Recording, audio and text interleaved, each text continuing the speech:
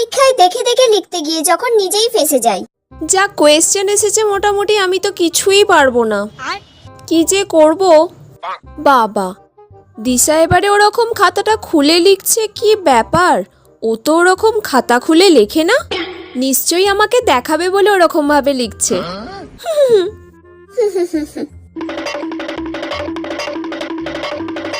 আজকে তো আমি সব কোয়েশ্চেনের অ্যান্সার দিয়ে দিয়েছি। দিশা আমাকে এই প্রথমবার সব কোয়েশ্চেনের অ্যান্সার দেখালো। দিশা মনে হয় খুব ভালো মেয়ে হয়ে গেছে। রে দিশা, আজকে তুই ওরকম খাতাটা খুলে খুলে লিখছিলিস? তুই তো সবসময় চাপা দিয়ে লিখিস। হ্যাঁ, চাপা দিয়ে লিখে কি করব? আজকে তো চাপা দিয়ে লেখার কোনো দরকারই ছিল না, কারণ 4টে সেটের কোয়েশ্চেন হয়েছে। তোর কাছে যে কোয়েশ্চেন পড়েছে আমার কাছে তো সেই কোয়েশ্চেন পড়বে না নিশ্চয়ই, কারণ আমরা দুজন পাশাপাশি বসেছি। কোয়েশ্চেন যখন এক নয় তখন চাপা দিয়ে লেখার কোনো দরকারই নেই। বলে আমি যে ওর খাতাটা পুরো কপি করলাম, আবার পরীক্ষায় ফেল।